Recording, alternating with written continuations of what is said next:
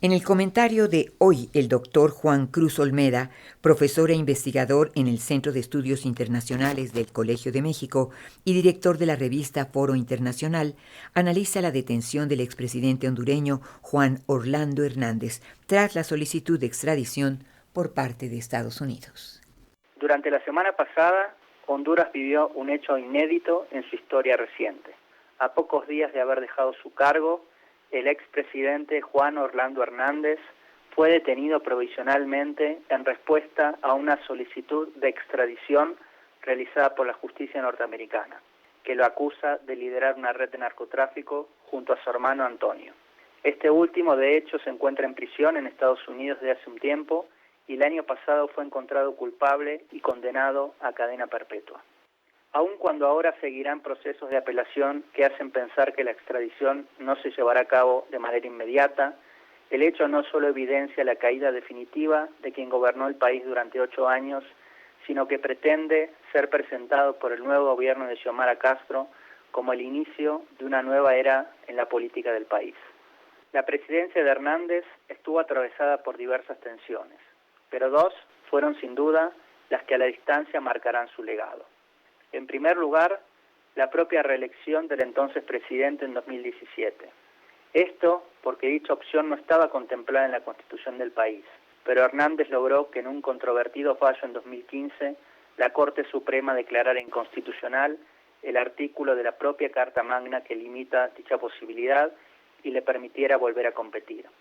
A eso siguió un controvertido resultado electoral que le dio la victoria a Hernández por pocos votos, en un contexto en el que proliferaron las acusaciones de fraude y las protestas contra el presidente, que fueron ferozmente reprimidas. Desde la oposición de izquierda, Hernández siempre fue visto como la continuidad del grupo que en su momento llevó adelante el golpe de Estado que terminó con la presidencia de Manuel Zelaya, esposo de Xiomara Castro, en 2009. En segundo lugar, la presidencia de Hernández estará asignada por las sólidas sospechas de sus vínculos con el narcotráfico. Como ya se mencionó, las investigaciones de la justicia norteamericana alcanzaron desde hace tiempo a miembros del círculo cercano del expresidente, como su propio hermano Antonio. En el 2021, esto se tradujo en una sentencia en su contra, acusándolo de liderar una red de narcotráfico que introdujo 185.000 kilos de cocaína a Estados Unidos. Sin embargo, uno de los elementos más relevantes del fallo fue que el juez consideró que dicha operatoria estuvo avalada por el gobierno hondureño, implicando al entonces presidente. De hecho, se estableció que Antonio Hernández había fungido como intermediario para la gestión de sobornos de diversos carteles hacia su hermano con el objetivo de lograr protección a dichas redes.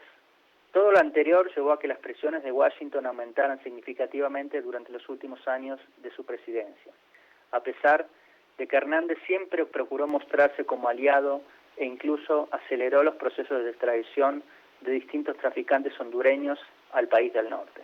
Internamente, sin embargo, las anteriores tendencias se tradujeron en un creciente hartazgo de la población hondureña con la élite política que gobernó el país durante las últimas décadas y propició la victoria de Xiomara Castro, quien planteó la necesidad de limpiar la política nacional como uno de los lemas centrales de su campaña. Las imágenes del expresidente Hernández saliendo esposado de su casa han sido ya explotadas por el nuevo gobierno como un símbolo de que dichos tiempos de cambio han llegado. La flamante presidenta enfrenta, sin embargo, un panorama complejo. En primer lugar, en la relación con su propia fuerza política, el Partido Libre, que ya ha quedado expuesta desde el inicio de su mandato. Es que de cara a las elecciones que le dieron la victoria, Castro tejió un acuerdo con el Partido Salvador de Honduras, de Salvador Nasralla, para que este último no se presentara como candidato, a cambio de obtener concesiones en el caso de que Xiomara resultara electa. Entre ellas se encontraba la facultad para designar a la Junta Directiva del Congreso. Una vez que se realizó la renovación en el legislativo, sin embargo, un sector rebelde de Libre desconoció la directiva de la propia presidenta y procedió al nombramiento de una junta directiva que no surgía del acuerdo previamente establecido. La misma fue desconocida por otro sector del partido y la propia Xiomara, quienes a su vez impulsaron la designación de miembros de acuerdo con el pacto. En los hechos esto dio lugar a que convivieran dos juntas directivas, pero fundamentalmente desnudó las dificultades que enfrentará la presidenta para hacer avanzar su agenda reformista de cara a un Congreso fragmentado y las resistencias que algunas de sus acciones generan en su propio partido. Sin duda, las expectativas de cambio y el apoyo que su candidatura generaron, tanto en la población como en diferentes colectivos, sigue siendo el principal capital de Xiomara, que sin embargo deberá navegar en un mar revuelto. No solo tendrá que recomponer su frente interno, sino además lidiar en términos externos con las presiones de Estados Unidos, que miran con recelo un posible acercamiento de su administración a gobiernos como el de Cuba. Esto, además, en un país con altos niveles de pobreza y atravesado por la violencia ligada a un crimen organizado que, como ya se mencionó, logró penetrar las más altas esferas del poder.